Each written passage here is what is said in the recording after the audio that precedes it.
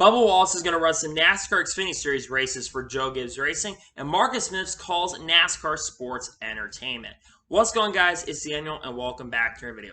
We've got a ton of NASCAR motorsports stories discussed here today on the channel. Let's go ahead and just jump straight into those really quickly. We're going to start off paint schemes and sponsorship news first. Let's go ahead and just jump straight into those really quickly. The first paint scheme we're taking a look at is Bubba Wallace's 2022 Dr.Pepper scheme that we're going to see in the NASCAR Xfinity Series race at Circuit of the Americas. This paint scheme's all right in my opinion. I do like the color on the car is very plain, and I don't like that they visually use a lot of spots on it. I think it's a pretty decent looking paint scheme, and I'm looking forward to see it on the racetrack here in the Xfinity Series race at COTA. The next paint scheme we're going to go ahead and take a look at is Eric Jones's 2022 Tide Food City scheme that we're going to see at Bristol Dirt. I love this paint scheme. The car looks really good, very similar to last year. They did a great job on it, and I cannot wait to see it out at Bristol Dirt. The next paint scheme we're taking a look at is Ty Dillon's 2022 Gain scheme that we are going to see in the NASCAR Cup Series race at Bristol Dirt. I love this paint scheme. I love it. They basically, for the Bristol Dirt race, they're basically using clean sponsors. I think that's something that's really cool. They did a great job on it, and I'm looking forward to see on the racetrack at Bristol Dirt. The next paint scheme we're taking a look at is Ryan Blaney's 2022 Waybash scheme that we're going to see this weekend at Circuit of the Americas. Really cool that Ryan Blaney has Waybash this weekend, and this paint scheme's all right in my opinion. I'm getting vibes of basically all tell schemes that Ryan Newman used to have, which I think that's really awesome. Looking forward to his paint scheme out on the racetrack here at Circuit of the Americas.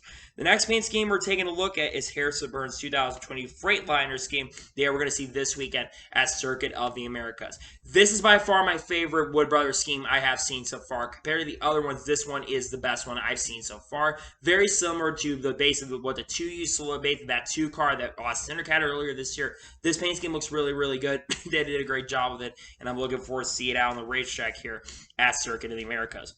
The next paint scheme we're taking a look at is Todd Gillen and Zane Smith's 2020 Boot Barn schemes that we're going to see throughout the 2022 season. They will be racing at COTA, and I think they're going to be racing at 2 other races for them as well. These paint schemes look pretty decent in my opinion. They're not my favorite, but I do like that a new sponsor is coming in and sponsors them. So that's something that's really solid. Very positive, and I'm looking forward to see these paint schemes out on the racetrack here throughout the 2022 season. The next paint scheme we're taking a look at is Andy Lally 2020 Maintenance Supply scheme that we are going to see at Circuit of the Americas. Really exciting to see that Andy Lally's coming back to run the Cup Series race, and it's really exciting as well that a new sponsor is working with Lift Fast Motorsports. Pretty awesome, and I'm looking forward to see it out on the racetrack this weekend at Circuit of the Americas. Next paint scheme we're taking a look at is Joey Hand's 2020 Ford Pass Rewards Visa scheme that we're going to see in the Cup Series race at Circuit of the Americas. I love this paint scheme. Really cool to see that Joey Hand's getting back behind the wheel with Rickwood Racing. I think did a great job on it, and I'm looking forward to see it on the racetrack this weekend at COTA. The next paint scheme we're taking a look at is Carson Osvar's 2022 MG Machinery LLC scheme that we're going to see this weekend at COTA. I think this paint scheme is pretty cool in my opinion. Really awesome to see that another company is coming in to work with Carson Osvar. Overall, pretty exciting, and I'm looking forward to see on the racetrack this weekend at COTA. The next paint scheme we're taking a look at is Bailey Curry's 2020 Chasco Constructor scheme that we're going to see in the NASCAR Xfinity Series race at COTA. Chasco has sponsored Bailey Curry in the past, and I think they sponsored other organizations in the past. I believe this is maybe the first time they're sponsoring him here. So really cool to see that, and I'm happy to see that they're jumping in and working with Bailey Curry. The next paint schemes we're taking a look at is Justin Allgaier and Miguel Paluta's 2022 Branch schemes, agriculture schemes that are different for this weekend here at COTA. These paint schemes look absolutely beautiful. I love Allgaier's scheme, but I also love Miguel Paluta's scheme. They've changed up Miguel Paluta's scheme for this weekend, but I do like it. They've gone ahead and changed it. I think that's a thumbs up, and I'm happy to see that those paint schemes will be on the racetrack in 2022. The next paint scheme we're taking a look at is Brandon Jones' 2022 Oklahoma Joe's Menard scheme that we're going to see this weekend at COTA. This paint scheme is in my opinion. It's just meh. It's not much going on with it. I do like the Menards in the background, but I think the orange unfortunately clashes with it, so I'm not overall the biggest fan of this paint scheme. The next paint scheme we're taking a look at is Ty Gibbs' 2022 Interstate Battery scheme that we're going to see throughout the 2022 season, including, I believe, here at COTA. I love this paint scheme, very similar to Kyle Busch's Interstate Battery scheme that he has in the Cup Series, which I'm overall a major fan of that. They did a great job on this paint scheme, and I'm very excited to see it out on the racetrack here at COTA.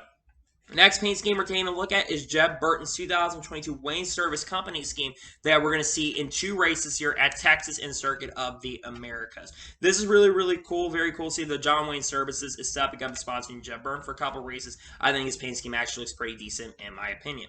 The next paint scheme we're taking a look at is Parker Chase's 2020 Slow River Blend Bond Breaker scheme that we're going to see in the NASCAR Xfinity Series race at COTA. Of course, Parker Chase is driving a 26 for Sam Hunt Racing. His paint scheme is met, in my opinion. It's probably my least favorite Sam Hunt Racing scheme I've seen so far. They've had some good ones that have come out, so overall, but it's not my favorite paint scheme, but it's cool to see that they are coming in and sponsoring this weekend. The next paint scheme we're taking a look at is Bubba Wallace's official Lido scheme that we're going to see for 6 or 7 races this year, including this weekend at COTA. I absolutely love this paint scheme. This is one of my favorite 2311 schemes I've seen so far this year. Very different go color variety. Also cool that Lidos is coming back and sponsoring Bubba Wallace's season. I think that's a major, major positive, and I think this paint scheme looks really, really cool. And a final paint scheme we are taking a look at is Ty Dillon's 2022 ChevyLiners.com scheme that we are going to see in the Cup Series race this weekend at COTA. This paint scheme is met, in my opinion. I think that how Kaulig did theirs is much better than this one. But it is cool to see that Chevy Liners is not just sponsoring, Kaulig Racing. They're going and sponsoring other drivers. I think that is a really cool thing that they've done right there. Overall, like I said, really, really exciting news. And again, pretty cool to see that they're going to be doing this. So pretty awesome news, in my opinion. And now we're going to jump on to the next story of today's episode, as we're going to talk about Bristol Dirt, as there's been some announcements in regards to Bristol Dirt. And so, Max Lacuto, who is a pastor who is at the Bristol area, he is going to be the Grand Marshal. Gary Levox, who basically was the original singer for Rascal Flatts, I believe Rascal Flatts is no longer around anymore, they will be doing the national anthem. And Chris Tomlin, who basically is a Christian singer who's won Grammys, he will be the honorary starter for the Bristol Dirt weekend. Of course, with the race being taking place on Easter, of course, you can have a lot of Christian individuals that are going to be involved with this. I think that's something that's really, really awesome to see, and pretty cool in my opinion. We're going to see that at Bristol Dirt this weekend. I think that's really awesome, to be honest with you. And now we're going to jump on to the next story of today's episode, as we're talking about the Goodyear tire test. As Bob Pocker's reporter, I believe it was on Wednesday or Monday, if I'm not mistaken, he reports that the Goodyear tire test at Kansas scheduled for tomorrow and Wednesday, which was yesterday and today, has been pushed back to March 29th and 30th because of bad forecast weather, as basically where I live is basically raining at the moment, and we're kind of near that Kansas area, so we kind of got some bad weather over the week. Christopher Bell, Ryan Blaney, and Tyler Reddick will be doing that tire test when that test happens next week. I think it's a good decision that they push back. I think what they're trying to test here is see how tires work at Kansas, because each track, we know, yes, it is a mile and a half. Each track has different compounds, and each track races much different than the others. So overall, in my opinion, great decision right there, and good to see that the Goodyear tire test has been pushed back. And now we're going to jump on to the next story of today's episode, as we're talking about the Jeff Gluck poll. Jeff Gluck always does a poll every week after the NASCAR Cup Series races and usually reports what the score of the poll was. He does it on Monday and then usually puts the score of the poll on Tuesday. And what the score from yesterday, and this will probably be interesting, is the score was 68.5% of people said yes. Now, I was one of the people that said yes, but I also understand why this poll was probably, I think this is the least rated poll so far this year. And a lot of it's due to the fact that a lot of the old school fans who love the old school Atlanta were not huge fans of this race, and I don't blame them for not enjoying what they saw. Look, I'm definitely a big fan of this race, but we cannot turn every race into super speed like track, and I understand where a lot of the old school fans at Atlanta were not big fans of this, but I actually enjoyed it in my opinion. I think it was overall a really, really good race. I know some people are overall going to disagree beyond that, but I thought the race was really, really good, and again, I think they put on a really good job in my honest opinion. And now we're going to jump on to the next story of today's episode, as we're talking about Roger Crew. As Roger Crew's 2022 schedule with Alpha Prime has been officially revealed, this was revealed on Monday. So, the 6 races that he's going to run, because he's going to run 6 races here, are Richmond on April 2nd, so in a couple weeks from now, he'll be getting behind the wheel. Then he'll be behind the wheel at Dover on April 30th, followed by Pocono on July 23rd. Then he'll be racing in Kansas on September 10th, followed by Martinsville on October 29th, and then Phoenix on November 5th. Roger Crew currently competes for Rev Racing in the ARCA Series on a full-time basis, but we knew that he was going to be racing with the team. We only thought he was going to run 3 races, but he's going to run more races. Roger, in my opinion, is a very talented up-and-coming driver who does need a a little bit of experience. So for jumping up into full time, and I think getting this experience for a couple races, I think is a really, really positive thing. So really excited to see that he's getting behind the wheel. I think he's actually gonna do a really, really good job behind the wheel. And I'm very excited to see what he can do. So really cool to see that, and I'm happy to see that we're gonna see him behind the wheel here in 2022 in ARCA. In Xfinity, excuse me. And now we're going to jump on to the next story of today's episode as we're talking about Tyler Hill. As Tyler Hill is going to be driving a 5 for Hill Motorsports this weekend at Circuit of the Americas. Hill Motorsports is expected to have their second entry show up on a part-time basis for about 7 to 8 races, I believe, this year or something like that. And he'll be behind the wheel in that number 5 truck. Truck, I do not believe, has had their car finished when it comes to this scheme. But Tyler, of course, is driven for Hill Motorsports in the past, of course, the brother of Timmy Hill. So it's no surprise that Tyler Hill is making some starts with the team this season. I think Tyler Hill is actually a pretty decent and overall pretty good driver in my opinion, and I think that Tyler Hill could do a really, really good job behind the wheel. So exciting to see that he's getting behind the wheel. The goal, of course, of this team is to make it into the field since they don't have any owner points to back it up right now. Hopefully they will have the owner's points in enough to make it into the race. So excited to see Tyler Hill's back behind the wheel in the 5 truck, and he'll be racing in a second truck for Hill Motorsports this weekend here at COTA. And now we're going to jump on to the next story of today's episode as we're going to go ahead and talk about John Atwell. As John Atwell is going to be driving a 79 for Atwell Racing this weekend here at Circuit of the Americas. I'm not sure if John Atwell made the race last year with last year when he drove for Ray Cicerelli's organizations last year with CCI Motorsports, or wherever the team was last year. He actually did attempt to qualify, and I don't remember if he made it in or not. But this will be the first time that the 79 will be actually eligible to try to make it in to a race that's around 2003 or 2004. I'm not sure how well John Atwell is going to do behind the wheel, but I do think it's pretty awesome to see that John Atwell is coming back and racing. Good luck, Tim. He's got a good opportunity here. I hope he can come in here and do really, really well in that car. And now we're going to jump on to the next story of today's episode as we're talking about Samuel LeCompte. Samuel LeCompte will be driving a 47 for Glory to God Racing this weekend at Circuit of the Americas. Samuel LeCompte attempted to qualify last year for the NASCAR Camping Truck Series races with Ray Cicerelli's organization last year. And now I don't remember if he made it last year to the field or not. He'll be looking to try to make it in this time around. Really cool that he's coming back to get an opportunity. If he can make it into the field, I believe that 47 has decent owner points right now.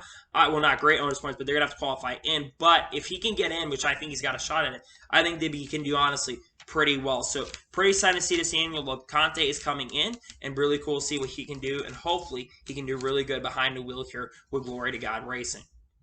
And now we're going to jump on to the next story of today's episode as we're talking about Jordan Anderson Racing. As they basically announced, or was reported by Bob Pockers, that Jordan Anderson Racing has officially withdrawn from the Truck Series race at Circuit of the Americas. Now, of course, Jordan Anderson Racing will be racing full-time in Xfinity. They will be for the Xfinity Series race, but they will not be racing in the Truck Series race at COTA. This is definitely really, really unfortunate because I really wanted to see Jordan Anderson Racing show up, and I believe this is going to be the first time that Jordan Anderson Racing is not showing up in a really, really long time. So that's something that I think is definitely really, really unfortunate that Jordan Anderson Racing is not showing up this weekend. Hopefully Jordan Anderson Racing can come back here really, really soon and race some NASCAR Truck Series races. They'll probably be back later this year whenever the next truck races, which I think is around Richmond if I'm not mistaken. So we've got a little bit of time before we see them show up once again. I hope they come back really, really soon. I think it'd be pretty awesome to see John Atwell get back behind the wheel. Hopefully we see him back at the track really, really soon. And now we're going to jump on to the next story of today's episode as we're talking about Gar Robinson. As Gar Robinson is going to drive the 52 for Jimmy Means Racing this weekend at Circuit of the Americas. The 52 team has not really raced this much this year. They will be attempting to make, I believe, their second start of the year, or their first start of the year, since they've not been able to really qualify into these races so far this year. Gar Robinson was part of the team that won the Rolex 24 this past year in 2021 in the LMP3 class, so he's a guy that does have a lot of road course experience. And I think when it comes to drivers you want behind the wheel, you're going to want guys that have a ton of road course experience to get behind the wheel in your cars. Now, I don't know how well they're going to do this again. I don't know how fast these cars are going to be, but I am very excited to see that Gar Robinson is coming back behind the wheel. It'll be time to make his NASCAR Xfinity Series debut. Hopefully they got the pace, hopefully they got the speed, and hopefully he can make it into the NASCAR Xfinity Series field here at COTA. And now we're going to jump on to the next story of today's episode as we are talking about Will Rogers. As Will Rogers is going to be driving a 38 for RSS Racing this weekend at Circuit of the Americas. Now, this 38 is a Toyota, so technically I believe that basically the Raymond brothers have basically bought up this ride, but they do have pretty good owner's points. Now, Will Rogers has already attempted to qualify into the NASCAR Xfinity Series races with this team, I believe, at Auto Club, and he also, I believe, we're going to attempt to make it in Atlanta, but they've not been able to qualify their way into races on pace, unfortunately. Now, Will Rogers, of course, I think is a really good road course racer, and I think when it comes to wanting people behind the wheel, you're going to have a guy like him get behind the wheel to see what can get done. I think him getting behind the wheel is a good job. If they can make the field, I think they can have a competitive edge, and I think it's really awesome to see that Will Rogers is getting behind the wheel and driving a 38 for RSS Racing. And now we're going to jump on to the next story of today's episode as we are talking about Scott Heckert. Scott Heckert is going to drive the 5-car for BJ McLeod Motorsports this weekend at COTA in the Xfinity Series. This will be Scott Heckert's first attempt to make the field in this season. Scott Heckert, of course, for those you don't know, has already raced in the Xfinity Series, in the Cup Series with this organization, whether it's Live Fast Motorsports or a BJ McLeod Motorsports. But the guy has actually won ARCA East races and won quite a few ARCA East races and has contended for championships, respectively, in the series. If he can make it into the show, which I think he will likely make it, I think Scott Heckert could be an underdog for the weekend. I think he's got a shot potentially maybe at a top 15 or maybe even a top 10. I know I'd be maybe pushing it a little bit, but I think Scott Heckert is someone that really can get it done behind the wheel. So really exciting to see Scott Heckert is getting back behind the wheel. Pretty cool to see, and I really hope that he can get in there and do really well with this organization. And now we're going to jump on to the next story of today's episode as we're talking about Parker Kligerman. As Parker Kligerman is going to drive the 35 for Emerald Gase Motorsports this weekend at Circuit of the Americas. Now, Parker Kligerman also will be competing in the NASCAR Camping World Truck Series with Henderson Motorsports this weekend at COTA, but he will be getting behind the wheel of the 35 for Emerald Gase this weekend. The reason they're putting Parker behind the wheel and not Patrick Emerling is due to where they're in the owner's points right now. Parker Kligerman is an excellent road course racer. If you watch him throughout the years, whether it's in the Trucks, Xfinity Series, or Cup Series, Parker Kligerman has done a really good job behind the wheel. So I think that Parker Kligerman will get this team potentially into the field, which I think that's ultimately the goal for them, and will be able to help them out in owners' points with some really strong runs. Overall, Parker Kligerman getting behind the wheel, I think is really, really exciting, and hopefully he can do a really good job in this race. And now we're going to jump on to the next story of today's episode as we're talking about Ross Chastain. As Ross Chastain will be driving the 92 for DGM Racing this weekend at Circuit of the Americas. This will be Ross Chastain's first attempt in the NASCAR Xfinity Series this season, and honestly, he's not going in overall the fastest car. However, Ross Chastain is a driver that's been really, really competitive in the Cup Series this year. He's right now the only Cup Series driver that has 3 top 5 finishes and has been extremely consistent. Yes, the first 2 races did not go very well for him, but the last 3 races have gone extremely well. I think that Ross Chastain definitely is an underdog to win. I know that car really, and they're bringing this car back because they need owners' points. That's why they brought Ross Chastain in the 92. Ross Chastain was faster in the Cup Series race last year. So I think that Ross Chastain, if he can make it into the show, I know the car is really not that fast, but would not surprise me if Ross Chastain contends for the victory. Ross is a very talented NASCAR Cup Series driver, knows how to get it done, knows what he's doing, and like I said, I'm very excited to see that Ross Chastain is getting behind the wheel with DGM Racing. And now we're going to jump on to the next story of today's episode as we are talking about Sheldon Creed. As Sheldon Creed is going to drive the 20 for Young's Motorsports in the Truck Series this weekend at Circuit of the Americas. This will be Sheldon Creed's first start of the 2022 NASCAR Camping World Truck Series season, and I think that this is a perfect team to work with. Yes, this truck is overall not the fastest, and they're not in a great position when it comes to owners' points when it comes to the 20 car. But I think that Sheldon Creed overall is a very, very talented driver. Of course, a 2020 NASCAR Camping World Truck Series champion.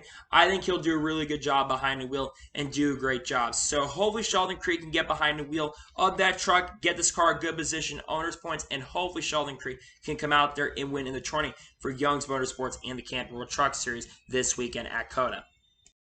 We're going to jump on to the next story of today's episode as we're going to talk about the SRX. Now, something very interesting that the SRX announced yesterday is that there is going to be a fan vote for the NASCAR Cup race at the fairgrounds for the SRX. So 6 drivers are eligible for the fan vote for the SRX. So the 6 drivers that are eligible are Brittany Samora, Bubba Pollard, Cole Williams, Michael House, Stephen Haas, NAS, and Dylan Fetchel are the 6 drivers that are going to be competing, are going to be attempting to get in from this fan vote. This fan vote is going to start taking place in about 2 weeks from now, if I'm not mistaken. I think on the 3rd of April is when this is going to start. And these 6 drivers are the ones that are eligible for the event. If I had to personally choose, I would go Bubba Pollard. Bubba Pollard is a legend of the late models, and a lot of these drivers have some of these guys that have raced in the NASCAR have probably raced against a guy like Bubba Pollard. If you're going to bring a guy in to do this, I think Bubba Pollard would be a good option. I think Brittany Zamora is going to get a lot of votes, and I also think that Stephen Naas is also going to get a lot of votes. But if I'm going to choose somebody, I'm absolutely going to go with Bubba Pollard. But I do love that the SRX is trying out a fan vote. The SRX has a lot of awesome drivers, and I think if you get Bubba Pollard in there, I think would be my guy to go with. I think that would be awesome. So I hope Bubba Pollard is a guy they choose. They may not choose him, but I hope that Bubba Pollard is a guy that they go ahead and choose for this SRX race. And now we're going to jump on to the next story of today's episode as we're talking about Team Sainj. As Team Sainj announced yesterday, they have started a driver development program to help international racers who are currently trying to get into NASCAR. They have started a group to help international racers come in. The first driver that they have is Matteo Nannini, will be the first driver who will be attempting to race with this team in the ARCA series, and will have his first start in Mid-Ohio and will drive part-time for the organization. Matteo Nannini has raced in Formula 3, Formula 4, and also has raced in Formula 2. And it's had some pretty decent stats, but it hasn't had the greatest stats in the world. So what they're doing here, and I think what's awesome, is they're trying to bring international racers over. Of course, Tarso Marquez will be trying to make his NASCAR Cup Series debut. I believe at Road America in the 79 car, he'll probably race in that Truck Series race, or will end up being a guy like Matteo Nannini. And one thing that John Sainj did, and the guy basically team is running it, why they're doing this, is they're trying to get a development program started for international drivers.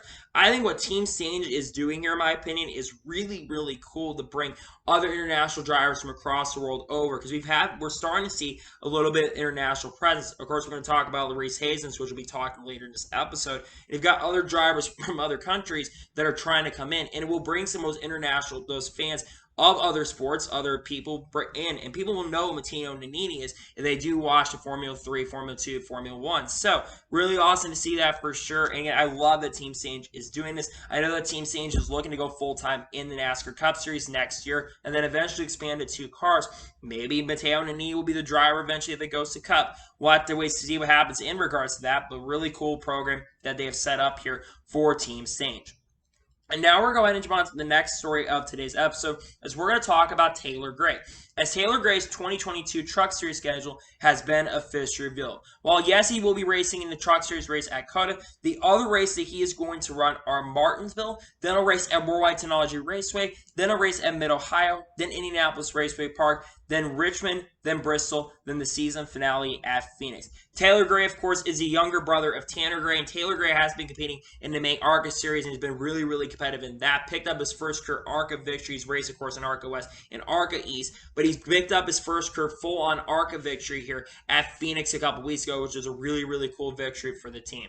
I think Taylor Gray has a lot of talent. Yes, of course, Taylor Gray has been a little bit over the top and a little bit aggressive out there, but I think that Taylor Gray overall is a very, very good driver, and I'm very excited to see what he can do. So I think that Taylor Gray will be very, very competitive, will show a lot of pace and speed, and again, I'm very excited to see what Taylor Gray can do in the number 17 truck on his select runs. Of course, I think he's running, 7 races this year, which I think is a good number of races for him. I know eventually he'll be looking at some point to go full-time with the team, so hopefully Taylor Gray can do really good, and I'm very excited to see what Taylor Gray can do in 2022 in the NASCAR Camping World Truck Series.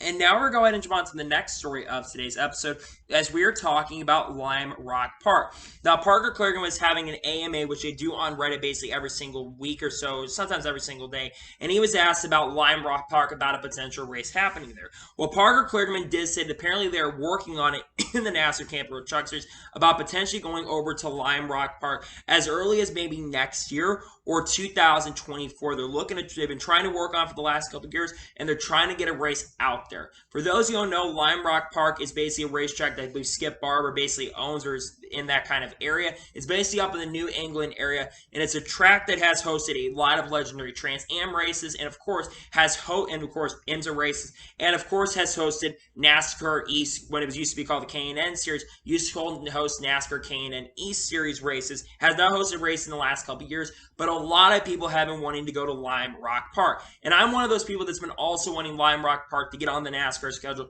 for a very, very long time. I think the track is it's not very long lap times. Usually lap times are within a minute. You can get those laps on really, really fast. And it's a very technical track. It's a very fast-paced track, but there's also a lot of corners. Now, of course, there's be another road course track, which a lot of people are not big fans of road courses, but I think people would absolutely be okay if they decided to go ahead and bring Lime Rock Park on the schedule. So really awesome, in my opinion, that they're working on Lime Rock Park. I think it's cool, and hopefully we will see more races at Lime Rock Park here. And again, I hope that Lime Rock Park does get the opportunity to have a race here really, really soon.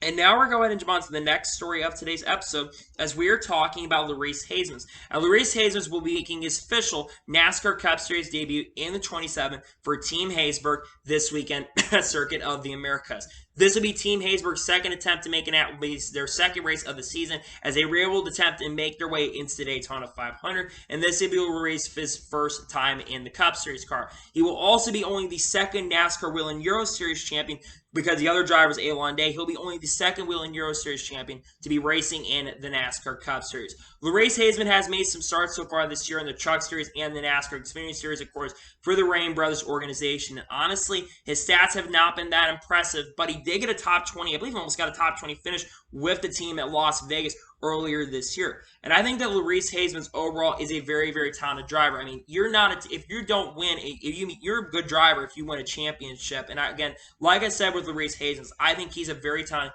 and a very, very gifted driver. So hopefully Larice Haismans can do a really, really good job behind the wheel in the 27 for Team Haysburgs, and I'm very excited to see him behind the wheel again. Of course, Jacques Villeneuve is going to be there. It's unclear how many races he's going to be running, and it's unclear how many races Team Haysburg is going to run. We know they're looking to run some short tracks and also road courses this year. Really excited to see what they can do. Maybe they'll show up at the Bristol Dirt Race. That'd be something really, really cool. So cool to see that Team Haysburgs is coming in. And again, having Larice Haismans back behind the wheel, I think is really awesome. Hopefully Larice Haismans can do a really good job behind the wheel in the number 27 for Team Haysburgs.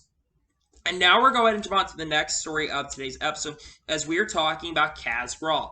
As Kaz Grala, as expected, is going to drive the 50 for the Money Team Racing this weekend at Circuit of the Americas. This will be the Money Team's second start of the year. They have not raced since the Daytona 500, and Kaz Grala will be back behind the wheel in that car. I think Kaz Grala is a very, very talented driver. Of course, will be competing in the NASCAR Truck Series race with Young's Motorsports this weekend to get a little bit of experience. We know he's probably going to be a contender in that race, considering if you watched the race last year, he was absolutely a contender and nearly won that race and actually led a lot of laps in that event as well. Now, of course, this car is probably not going to be the fastest, since basically this is a Starcom associated car, and this car had some decent pace by itself, but not overall the greatest pace. But of course, the Money Team Racing is a team that's owned by Floyd Mayweather, and of course, this team is looking to run, I believe, around 15 races this year, but it's been a little bit since they have raced. So they eventually do want to go full-time next. I believe that they're going to want to go full-time next year, and I think Kaz Grala, if they were to go full-time next year, I think that he would be a perfect driver to get to do that.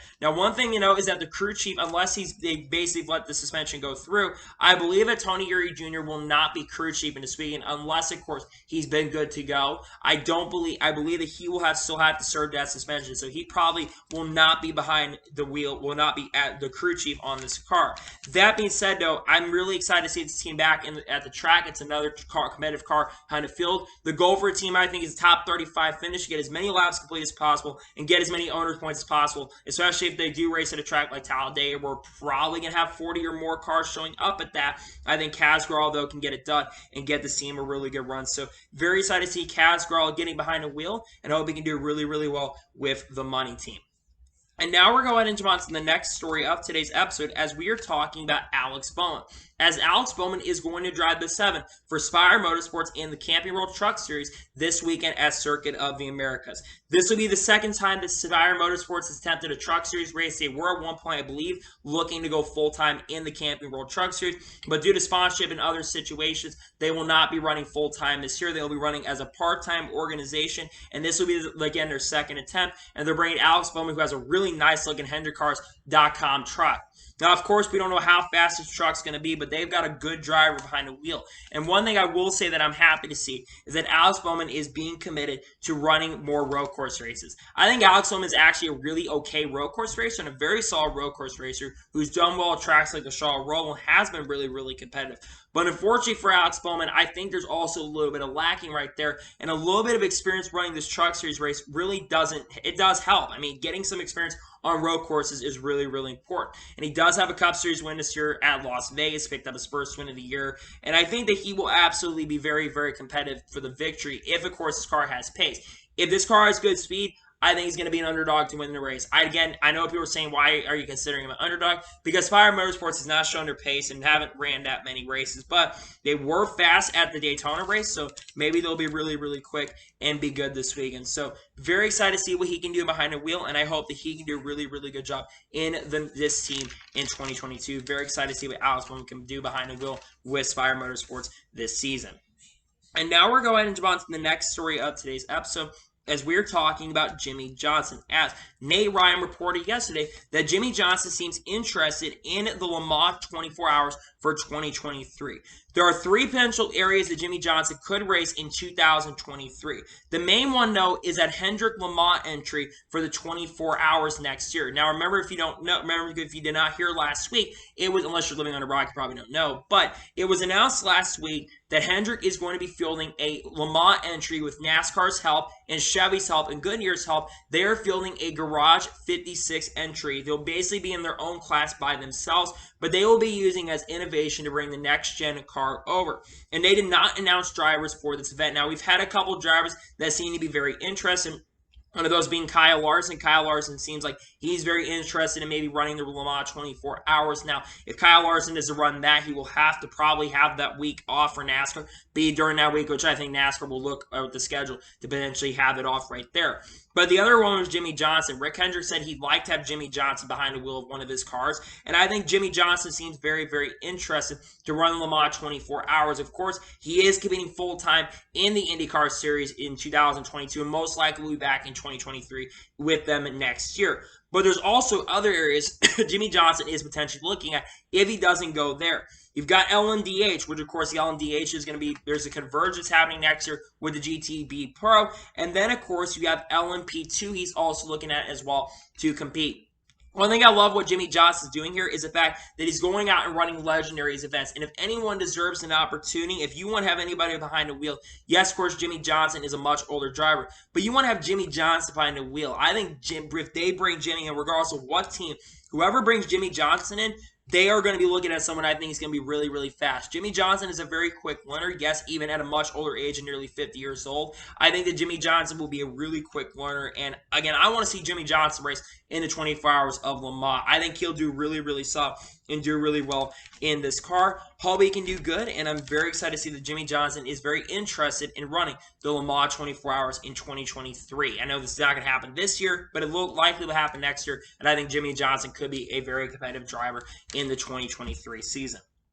And now we're going to jump on to the next story of today's episode, as we're going to talk about Las Vegas and Formula One. Now, we've already talked about this on the channel in regards that there's looking to be a third United States race with a Las Vegas race that will be the third race, and we've been wondering when that was going to get announced. Well, it was reported last night by Adam Stern that F1 is expecting to select November as the month to hold its new Las Vegas night race that is close to being announced as starting next year. And according to one account, I don't remember the account's name exactly, they're saying that November 18th is the likely date for this event. I can tell you right now that this is really, really exciting that they're looking to have a third Formula One event. And the reason that they're looking to have a third Formula One event in the United States is because of the growth in the United States. look at the ratings, and we're going to get into ratings a little bit, but people are watching Formula One, and a lot of this does help with Drive to Survive. Of course, this year in 2022, there are 2 Formula One races. You've got the United States Grand Prix at the Circuit of the Americas, and then, of course, you also do have the the Formula One race that's going to be taking place at Miami this season. I think that having a race in Las Vegas is really important. Of course, Formula One has hosted races in Las Vegas in the past around Caesar's Palace, I believe in 1984 and 1985. So it's been a long time since Formula One has raced in Las Vegas. And of course, this expansion is to try to get more Americans into it and trying to see if there can be an American team, which of course there is talk of an American team that can be coming as early as 2024. Now, the big question here also is, will this be the season finale in 2023, or will Abu Dhabi get pushed back to December, or are we going to see some schedule changes where this is technically the season finale? Because if they're talking about November 18th, that would probably be around when the season finale happens, and I think it would be really important to have it a season finale, and I think it'd be cool if the last race was in Las Vegas, and it'd be a night race similar to Abu Dhabi. I think it'd be really, really awesome. Now, looking at the future of Formula One, I do believe that this should be the final race that F1 gets a race in the United States. I think 3 is the maximum that it needs. Because I will say, while F1 has been growing substantially, I do think long-term that Formula 1 will probably lose some of its fans, and maybe not as many people are going to show up to these races. I can entirely be wrong, because Formula 1 does it really good when it comes to their promotion, but I'm not sure how long it will be before things do eventually drop. So overall, I think it though is very exciting to see that Las Vegas is looking to have a Formula 1 race. I think it's really exciting, really, really cool, and glad to see that for sure. And now we're going to jump on to the next story of today's episode, as we're talking about Ryan Newman. And the reason we're talking about Ryan Newman is because of the 2022 All-Star Race. Now, Ryan Newman, of course, is not competing in the NASCAR Cup Series this year as of now, but I looked at the All-Star entry list and people that are eligible to run the All-Star Race, and Ryan Newman is actually eligible to run the All-Star Race this year. That is definitely a major surprise to me that Ryan Newman is eligible to run the All-Star Race, considering the fact, like I said, that Ryan Newman has not competed this year in the Cup Series. I believe that you would have to have at least run a Cup Series race this year to be eligible. So maybe he's looking to maybe run it. Now, I absolutely want to see Ryan Newman get into it. Ryan Newman has said that he would like to have an opportunity to race, but it would be in a competitive team. There are a few teams that Ryan Newman could absolutely go to if he wants to run the All-Star Race. Number one, of course, he could run with Rick Ware Racing. Rick Ware Racing, if he gets into Rick Ware car, he would be able to race in the 15 car. I do not believe that the 15 car right now does have a driver for the All-Star Race, and we're not too far away from the All-Star Race, because remember, the All-Star Race is less than 2 months away. So that would be when they potentially could have him in the car. Another team, of course, is the 77 for Spire Motorsports, but they probably would have Landon Castle or Josh Blicky in that car. And, of course, Josh Blicky, I don't remember where he's from, but Josh Blicky probably could get, well, he's from Wisconsin. I don't know what I'm talking about. But basically, they could have him in that car. Of course, 78 for Live Fast Motorsports could be a team he goes into. There's no driver announced for that. But I think BJ would like to get behind the wheel. But I do think that it'd be really, really awesome if they could get Ryan Newman behind the wheel of one of these next-gen cars to see how he does. I think that's what I'm hoping, is Ryan Newman does get that opportunity to race. And again, Ryan Newman, of course, the winner of the 2002 All-Stars, which is the main reason why he's eligible for it. I know that Ryan Newman said he doesn't really have any opportunities right now, but I think if they got Ryan Newman behind the wheel, I think it'd be really, really awesome and really, really cool. So again, I hope that Ryan Newman does get that opportunity to race in the All-Star Race in 2022 here this year. I hope we get to see him back by nose. I miss Ryan Newman. Yes, Ryan Newman the last couple years of his career, he wasn't really competitive, and a lot of that, I think, was due to his head injuries, unfortunately. And he is 45 years old, so he's a much older driver. That being said, though, I do want to see him get behind the wheel of one of these cars and try it out. So I hope that he gets an opportunity and maybe a team calls him up for the All-Star Race. And now we're going to jump on to the next story of today's episode, as we're now jumping into the Atlanta TV ratings, as it was reported by Adam Stern here yesterday that Fox TV earned a 2.36 rating and 4.003 million viewers for Sunday's NASCAR Cup Series race at the new Atlanta Motor Speedway, which is Atlanta Super Speedway. We're going to talk about it, which is up in viewership from a 2.3 rating and 3.857 million viewers for last year's 5th points paying race, which took place at Phoenix International Raceway. This is a major, major positive. Now, of course, there is some things to factor in here. Number one, Phoenix was the 5th race last year, and Phoenix's ratings were not amazing last year here. The other big thing that really comes into play is the fact that it is technically a super speedway track, so you are going to get better ratings. But it's better than nothing. It's great to see that ratings overall are up in any way. If ratings go up, that's a major, major positive for the sport. And again, there's a lot of intrigue around the Atlanta Super Speedway. And there actually was some decent promotion for this event as well, which is one thing I've been saying here. You need to promote your events. And that's one thing I think that they did a really good thing here, is they did go ahead and promote this race a lot better than other events. If NASCAR, though, wants to keep up bringing people into these events, I think that they're going to have for more better promotion. Now, one thing I've seen people asking is, was this the #1 most watched sporting event of the weekend? Absolutely not. It was the #1 watched motorsports event of the weekend, but it was not the #1 most watched sporting event of the weekend. But still, I think that is a major, major positive right there. The ratings continue to go up, which takes us into the next portion of this. And we're going to talk about motorsports viewership for the 2022 weekend here at Atlanta. So, the NASCAR Cup Series race, of course, topped this weekend with 4.003 million viewers. The F1 race was the second most watched sporting event of the weekend for motorsports with 1.353 million viewers, which actually is the second most watched televised event ever behind the 1995 Brazil race, which got, I think, 1.7 million. So we're getting really close to having Formula 1 back up in those numbers. And then IndyCar got 954,000 viewers. Now, another thing that's noted in here is that F1 nearly matched NASCAR in the 18 to 49 demographic. NASCAR beat him by about 100,000, which is good for NASCAR, but F1 definitely is catching up to NASCAR. Now, let's talk about what NASCAR and IndyCar can do to try to track that 18 to 49 demographic better. Simply promote your races better. IndyCar especially. IndyCar did not get 1 million viewers, and that's because they did not promote this race. I love IndyCar racing, but one thing I will say is IndyCar is worse than NASCAR about this, is they do not, besides the Indy 500, they do not promote these races. Now, it was up for IndyCar. I'll give them that. It was up when it comes to viewership, but that, of course, was because it was NBC compared to last year being on NBCSN.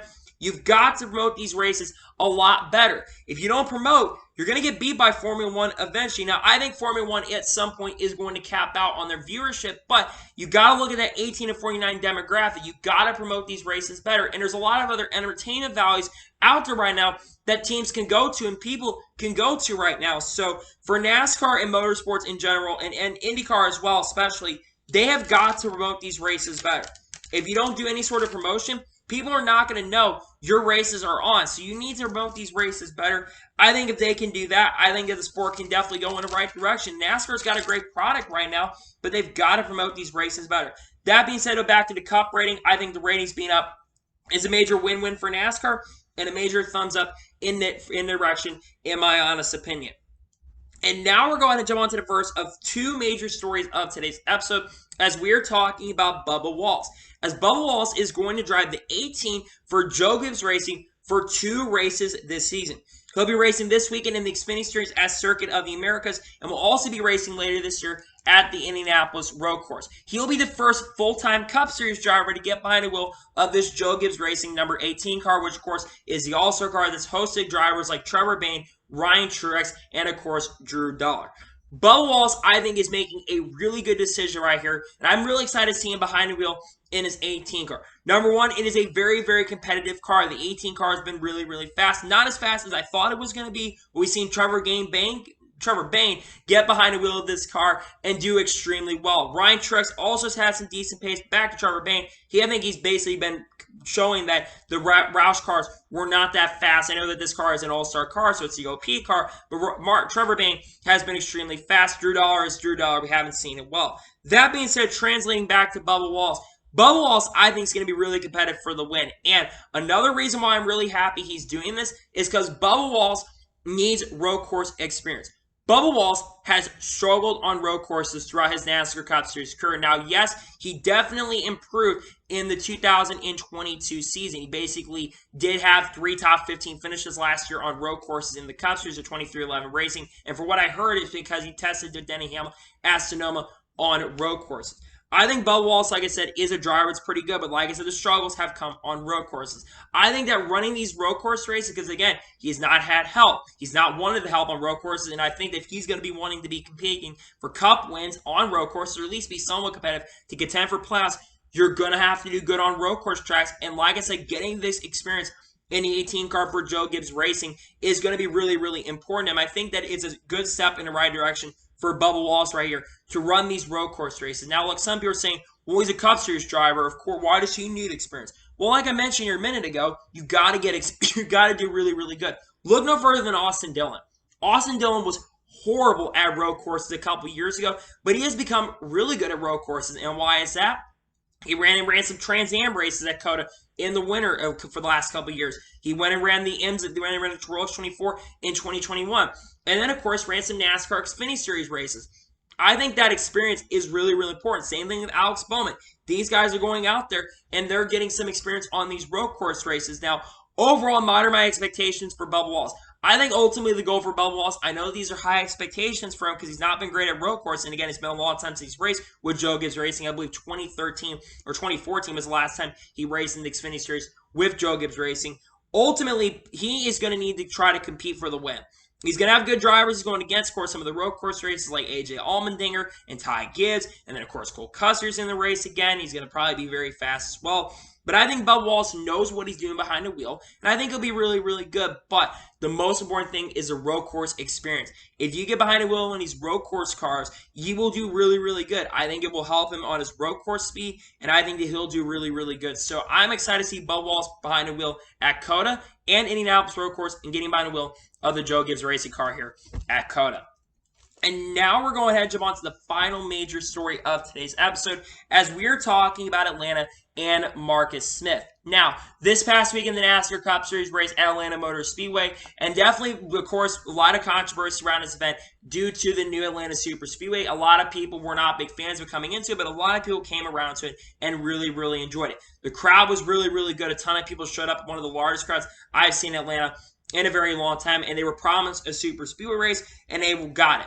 Marcus Smith made some comments after Atlanta that got a lot of talking points, including myself on Twitter. If you follow me on Twitter, you probably saw my points on this. But Marcus Smith got a lot of people talking in the attention. And basically, he says this.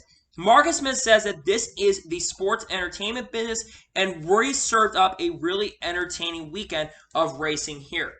Do not get me wrong. Marcus Smith is not entirely wrong when it comes to NASCAR being a sports entertainment business. Here's the thing, though. NASCAR is not entirely sports entertainment. NASCAR is racing. You don't need to come out and say NASCAR is sports entertainment. NASCAR and racing in general sports are naturally going to be entertaining. Now, of course, every other sport has been making a lot of moves to basically shorten games up and shorten things up for the sake of entertainment. Look at MLB. They've been making changes to basically where basically teams have been cheating when it comes to balls and stuff when they get hit, basically wanting more home runs for the entertainment aspect. NFL basically getting rid of a lot of the defensive plays and basically wanting more offense for higher scoring games. Look at other sports like golf and stuff. They've been looking more at the entertainment side of things. But racing is naturally going to be entertaining. And I don't entirely agree with the fact of calling NASCAR sports entertainment. When you do that, you're going to ultimately bring the conversation up of the fact of the WWE. And NASCAR already gets a lot of those comparisons with the WWE, which I do not entirely agree with calling it that. But unfortunately, when you have an executive saying this, that's not a good thing. And then another thing that's probably getting brought up is the potential, the fact that maybe NASCAR might be looking at trying to turn a lot of these intermediates, because I think NASCAR is probably having these conversations about trying to turn a lot of these intermediate tracks, these 1.5 milers, and even some of these other intermediate tracks into racing like this. We do not need any more super speedway-like tracks. I think 4 was already enough to begin with. I think 6, we were pushing the line. But Atlanta now is it, and I will say I did enjoy what I saw. That being said, I think 6 races is maximum what we need. If we start turning a lot of these races tracks into super speedway-like tracks, tracks like Auto Club, tracks like Texas Motor Speed, I think Texas should have been over Atlanta, but we'll get into that in another day. And other tracks as well, like Vegas and Kansas and all those other tracks. Well, Kansas is an ISC track, so I'm not worried about that. But all these intermediate tracks that are owned by SMI. If we start turning a lot of these tracks into this kind of racing, a couple things are going to happen. One, fans will get tired of it very, very quickly because their favorite driver is going to wreck out. If we keep doing that, we're going to lose fans. Second major reason why what will happen, a lot of your best drivers like Kyle Larson's, your Chase Elliott's, your Kyle Busch's, Kurt Busch's, Mark Truex Jr.'s, Kevin Harvick's, all of them are going to leave and either go do something else or they're going to go find another motorsport to go into. Kyle Larson's got other things. What's Kyle Larson got to do? Kyle Larson has been extremely competitive. Denny Hamlin will probably also leave his sport and probably just shut his team down, to be honest with you. He'll probably end up doing that. We cannot convert all these tracks into super speedway-like events because it's going to basically legitimize the sport overall, and fans will not like it, and fans then have a reason to call NASCAR WWE. I mean, fans already don't like the points format. I think there's too many people that make the playoffs every year, and there's a lot of things that absolutely need to change in NASCAR. And let's not talk about the fact that we finally have got a great intermediate package. We have had racing that's been good on intermediate tracks for the first time in years. The Race Auto Club was the best auto club race I've ever seen. The Race of Las Vegas was the best race I've seen at Vegas in years. And while Phoenix wasn't the most amazing race in the world, it still was better than some of the races I've seen in the last couple of years at Phoenix International Raceway. So let us not change the frickin' everything in a super speedway track, especially since we got a car that fixed it up. We did not need to change Atlanta Super Speedway, and I think, to be fair, they thought they were getting 550. I'll give Atlanta a little bit of benefit of doubt here. There's one thing to bring up, is that they did not think that the track was going to go to 670. That's why they made these changes. They originally thought they were going to be seeing a 550 package for these events, so that's probably why they thought that was going to happen. So overall, in my opinion, we don't need to turn all these racetracks into super speedway-like tracks, and I don't entirely agree with calling NASCAR sports entertainment. So, anyway, that's today's long NASCAR and motorsports video. I want to thank you guys for watching. Please subscribe to the channel, notification on Speedo Fight when a video does go live on my channel. Follow me on Twitter, Facebook, and Instagram, and support me on Patreon as well. Let's schedule below over that and comment your thoughts on today's video. Do you agree with Marcus Smith's comments on sports entertainment, calling NASCAR sports entertainment, or not? Let me know in the comments below. And what are your thoughts about Bubba Wallace racing a couple Xfinity Series races with Joe Gibbs Racing? Let me know in the comments below. I've got picks coming out tomorrow on my channel for Circuit Americas. You definitely should check it out. It's probably going to be a decently long picks video on my channel. And then Friday, we're going to do a recap on some of the news. And then eventually, I will have another silly season project that is coming out here really, really soon here in the coming weeks that you guys should definitely check out here really, really soon. But anyway, like I said, I want to thank you guys for watching today's video. And I'll see you guys next time for some more great, awesome NASCAR and other motorsports content on the channel like this. Take care, everybody.